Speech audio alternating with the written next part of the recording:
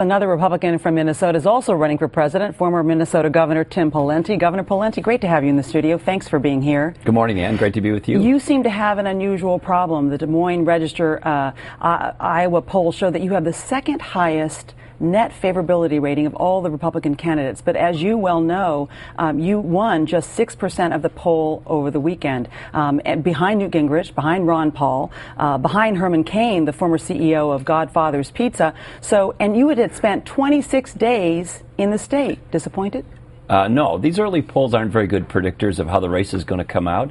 If they were, we'd have Hillary Clinton as president, or we'd have somebody like on the Republican side, more popular than John McCain last time. But the fact of the matter is the Iowans decide late. They are people who consider the polls late.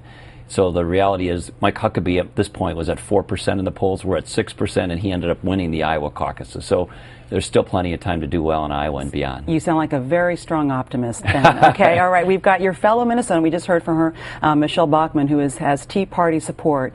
She won front-runner status along with Mitt Romney, even though she won't announce until today. She has been described as being too far outside the mainstream to be president. You know her. You're both from Minnesota. Do you agree with that or disagree with that? Well, each candidate brings something different to the table. I've got 8 years of a record as an executive in Minnesota, moving the needle on taxes, on spending, on school reform, on health care reform in a private market way, public employee pension reform. So each candidate has to present their own views. I think I'm the only candidate in the race who can appeal to the whole conservative movement. That's the economic conservatives, social conservatives, libertarians. I think most of the other candidates appeal primarily to one part of it, but not the whole spectrum. Okay, it's noted that you didn't directly want to take on this question about criticizing Michelle Bachmann, and that begs this next question, because you are pretty candid in saying that America really is still getting to know you. They don't even really know your name. But you made this initial splash when you coined this phrase Obamacare, linking President Obama's health care plan along with, obviously, Mitt Romney's plan in Massachusetts. So why didn't you seize the moment at the Republican debate to push that point, to drive your point home?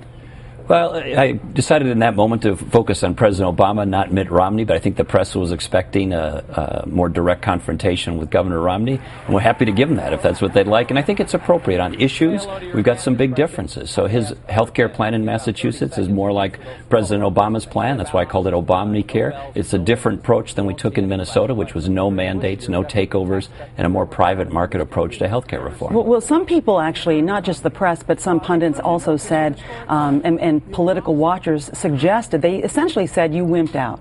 They're essentially saying that it raised a question about whether you could go toe-to-toe in the presidential race. What is your response to that concern? Well, just look at my record in Minnesota. My goodness, it's easy to take on Mitt Romney on health care or anyone else. To suggest that I don't have the ability to do that is just preposterous. I was the first governor in 150 years to shut down government. I set a record for vetoes. I used executive power to take more money out of spending than all the other governors in Minnesota combined. I'm an old hockey player. I've probably been in more fights than the rest of the folks on that stage combined. So the idea that I'm not tough enough to take on Mitt Romney or anyone else in the debate is ridiculous. We just decided in that moment, I decided in that moment to focus on President Obama rather than the rest of the Republican field at that moment. But there'll be plenty of time to show contrast between other Republicans and me. And I've got the best record in the field by far. And I've actually led in an executive position and moved the needle on conservative results. You mentioned playing hockey. Some people are still getting to know you. We should probably mention that you you did suffer a lot of difficulties. You lost your mom when you were just 16 years old, and you're the only person in your family to go to college. And you mentioned playing hockey. Do you foresee a rink in the White House if you become president?